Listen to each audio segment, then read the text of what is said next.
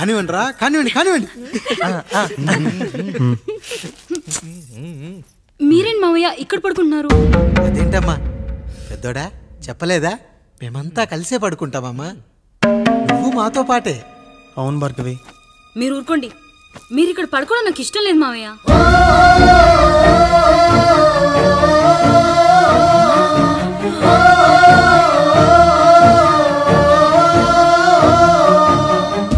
అదేంటమ్మా అలా అంటావు? ఎన్నో చూసాం, ఎన్నో చేశాం. దుక్కి దున్ని కోత కోయకుండానే ఈ విత్తనాలన్నీ మొలకొచ్చాయంటావా తల్లి?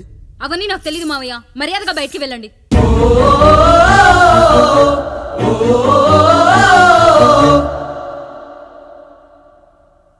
కనీసం ఆ మూలనైనా పడుకుంటామమ్మా. నువ్వైనా చెప్పరా పెద్దోడా. అంటే తను ఇబ్బంది పడుతుంది కదా నాన్న.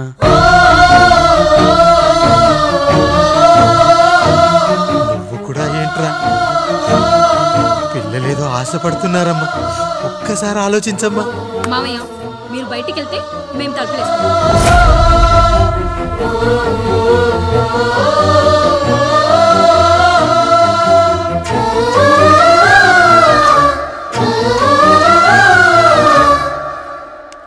వేసుకోండి అమ్మా, వేసుకోండి, తలుపులు వేసుకోండి.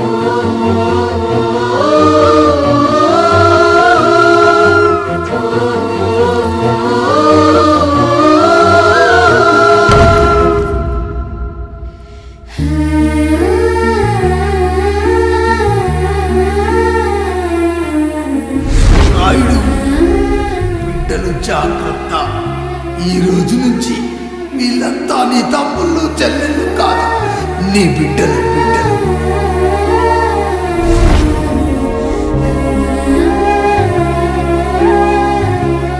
జానకి, ఏమండి? సావిత్రి, ఏమండి? లక్ష్మి, ఏమండి? మన గదిలోకి పదండి. ఇక నుంచి ఎవరి పిల్లలతో వాళ్ళ గదిలోనే పడుకోవాలి. ఇది ఈ రోజు నుంచి ఈ వంశానికి రాస్తున్న కొత్త శాసనం. అయ్యా అలా అరకండి అయ్యా, మీరు లేకుండా మేము ఎప్పుడైనా విడిగా పడుకున్నాము. అంతా కలిసే కదయ్యా పంచుకున్నాం. వెళ్ళరా వెళ్ళు, నీకు భార్య ఉంది, నీకు పడగది ఉంది. వేసుకోండి రా, మీరు వేసుకోండి, తలుపులు వేసుకోండి. మీరు కూడా ఏంటండి పిల్లలేదు? చిన్న పిల్లల వాళ్ళని ఉయ్యాల్లో ఆడించేటప్పుడు పక్కనే ఈ నాన్న కావాలి, బడికెళ్ళేటప్పుడు పక్కనే ఈ నాన్న కావాలి, గుడికెళ్ళేటప్పుడు కూడా పక్కనే ఈ నాన్న కావాలి. కానీ శోభనం గదిలో మాత్రం పక్కనే ఉంటానంటే బరువయ్యాను జానకి, బరువయ్యాను.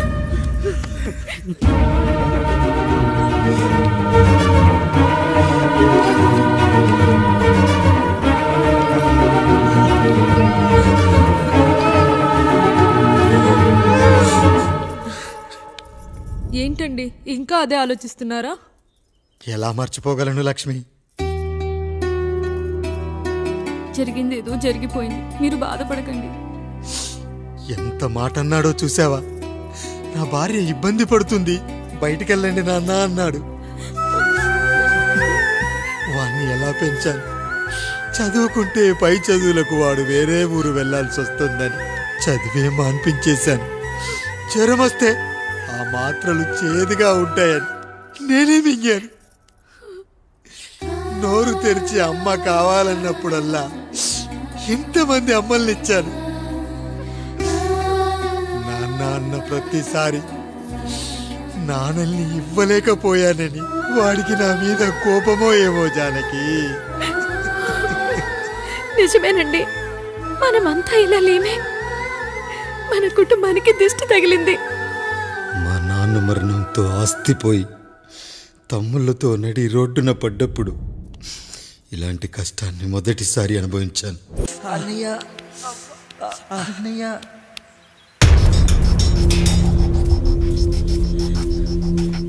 అయ్యా, ఏంట్రా రోడ్డు మీద కాలు కాలుతున్నా సరే తమ్ముళ్ళు చెప్పులు లేకుండా నడుస్తున్నారయ్యా, చెప్పులు లేకుండా నడుస్తున్నారయ్యా.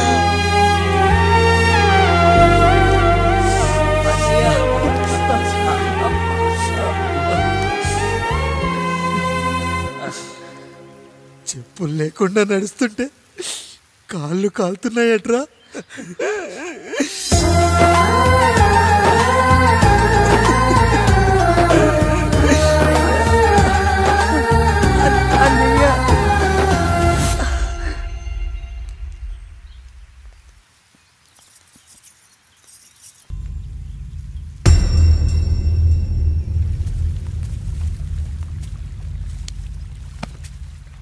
ఏరా కాముడు, అయ్యా బాధపడుతున్నావా? పెళ్ళేమైనా చేయమంటావా? వద్దులేండి అయ్యా, నాకు ఇది ఉందిగా చాలు. దీంతో నేను ఎలాగోలా సరిపెట్టుకుంటాను. దీనితో పాటు జీవితంలో నీకు ఓ తోడు కావాలి. రే గంటోడా అయ్యా, ఇక నుంచి కష్టాల్లో సుఖాల్లో వీడికి అన్నీ నువ్వేరా. మీరు శాసించాక నేను వేరే ఏదైనా ఆశించగలనా పెద్దయ్యా?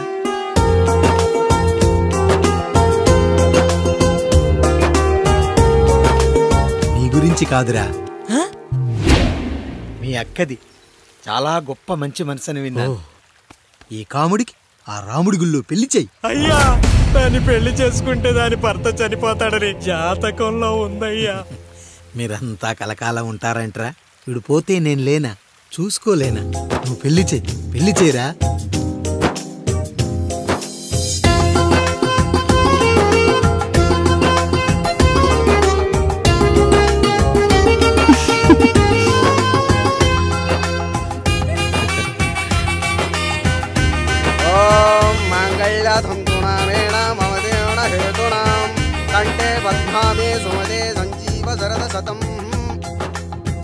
అయ్యా, ఏంట్రా?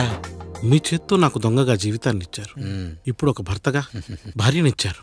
అదే బంగారు చేత్తో ఒక్క ముడివేసి పెట్టండి అయ్యా. మీ నీడను మేము చల్లగా ఉంటాం.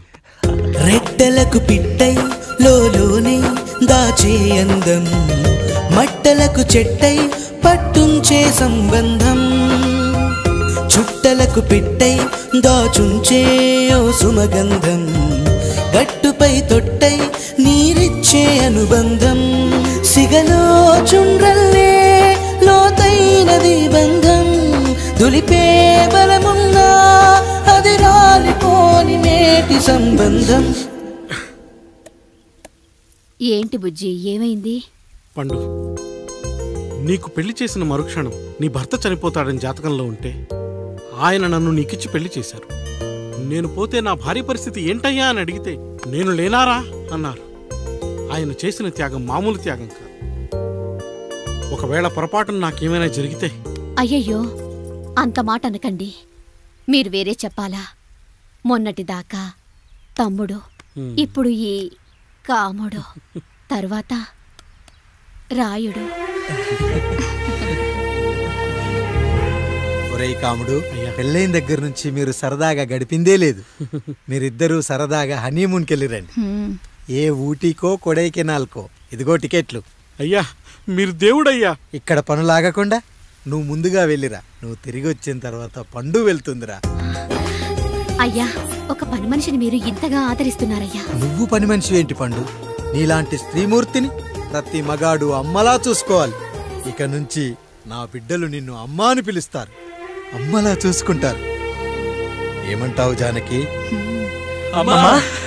రెట్టలకు పిట్టై లోలోనే దాచే అందం, మట్టలకు చెట్టై పట్టుంచే సంబంధం, చుట్టలకు పెట్టై దాచుంచే ఓ సుమగంధం, మనకెంత బాధగా ఉంటుంది, అన్నయ్యకి ఇంకెంత బాధగా ఉంటుంది.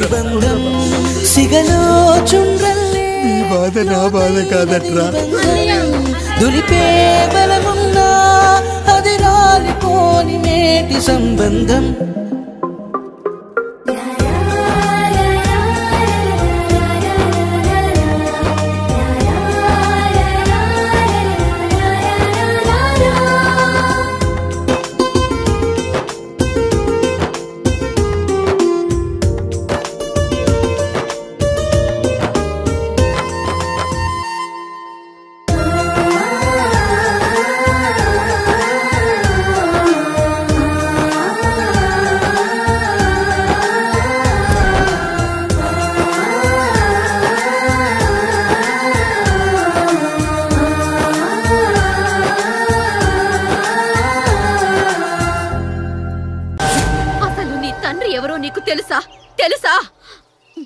ఇదిగో ఈ కాముడేరా నీ తండ్రి. గేదె నల్లగా ఉన్నంత మాత్రాన పాలు తెల్లగా ఎలా ఉన్నాయనే కదరా నీ ప్రశ్న. దానికి సమాధానం చెప్పాలంటే ఒక వర్షం కురిసిన రాత్రి నేను 9వ నెల బాలింతగా ఉన్నప్పుడు. పండు పండు ఇదిగో.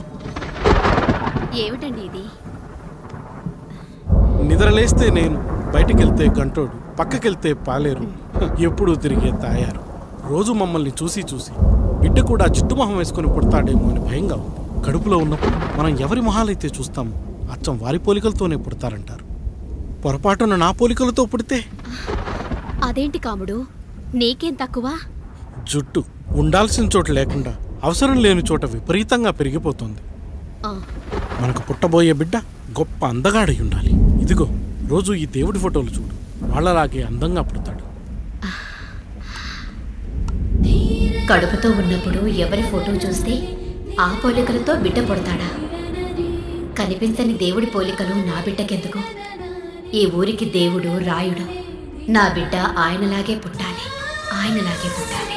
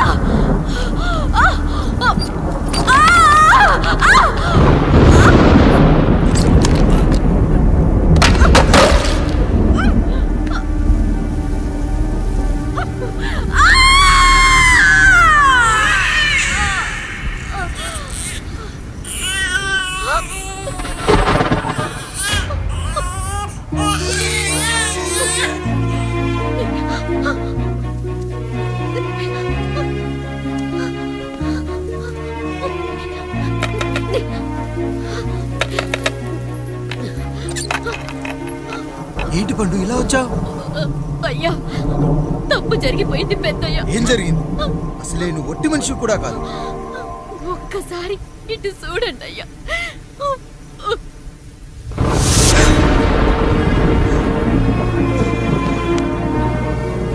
వీడేంటి అచ్చం నాలా ఉన్నాడు? అసలేంటి, ఎందుకు ఇలా జరిగింది? నువ్వు ఎప్పుడైనా చీకట్లో పంపు సైడ్ దగ్గరికి వచ్చావా?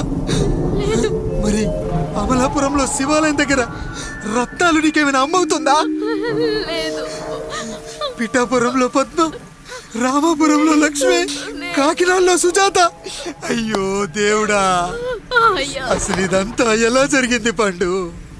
అయ్యా, ఇదంతా కాముడి వల్లే అయ్యా, కాముడి వల్లే. కాముడా? కాముడు కుటుంబానికి నాకు ఏం గుర్తు రావట్లేదే. ఎన్నని గుర్తు పెట్టుకోగలను నేను మాత్రం? అయ్యా, అది కాదయ్యా.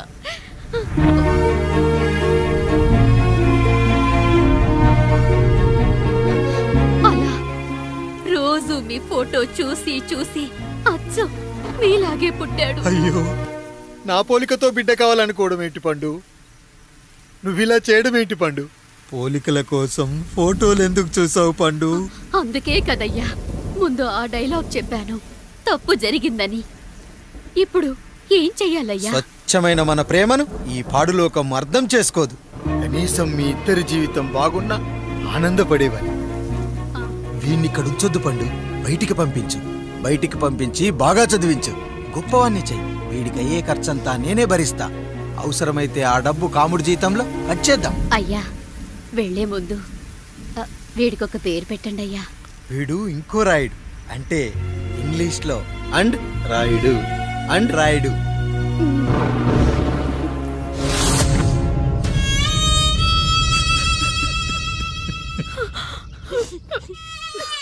ఇది రా నీ కథ, నా గతం.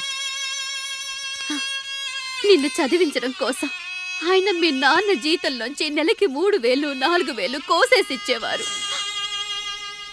అప్పుడు ఆయన పడిన బాధ పగవాడు కూడా పడకూడదు. చూసావారా, దేవుడు లాంటి పెద్దయ్యని అనవసరంగా అనుమానించడం ఎంత పెద్ద తప్పు చేశావో అర్థమైందా? ఒకడు నిమ్మకాయ పెట్టి పసుపు వేసి ఉప్పు కలిపి పులిహోర చేయొచ్చు, కానీ ఆ పులిహోర ఎప్పటికీ దేవుడి ప్రసాదం. నువ్వు ఆ దేవుడి ప్రసాదం. ఇక ఆయనే మీ నాన్న.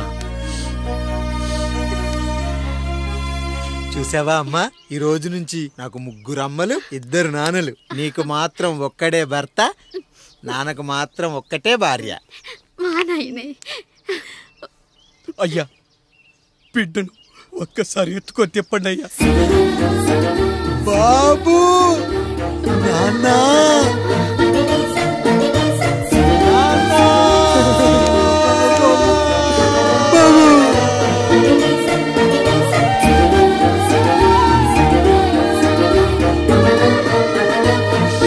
నన్ను క్షమించు నాన్న. ఇప్పటికైనా నిజం అర్థం చేసుకున్నావు. అది నాకు చాలురా, చాలు. చాలదు నాన్న, నిన్ను ఏలెత్తి చూపిన జనంతో చెయ్యెత్తి దండం పెట్టించాలి. అన్నయ్య కంటే ఆస్తు ముఖ్యమనుకున్న మన కుటుంబానికి గుణపాఠం నేర్పించాలి. ఇక నాకు వదిలే నాన్న, నేను చూసుకుంటా.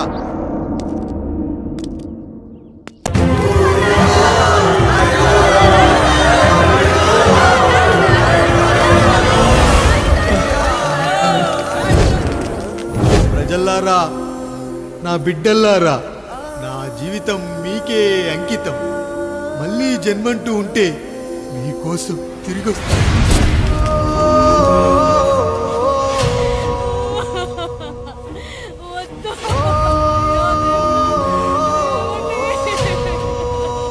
వద్దయ్యా, వద్దు, వద్దయ్యా, వద్దయ్యా.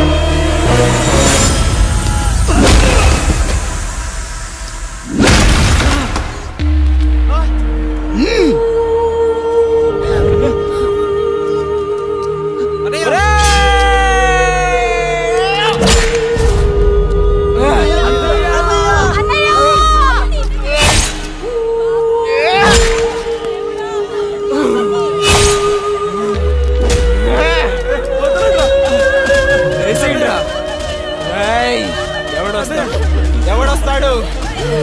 నిన్ను కాపాడటానికి ఎవడొస్తాడు? ఏసేంట్రా?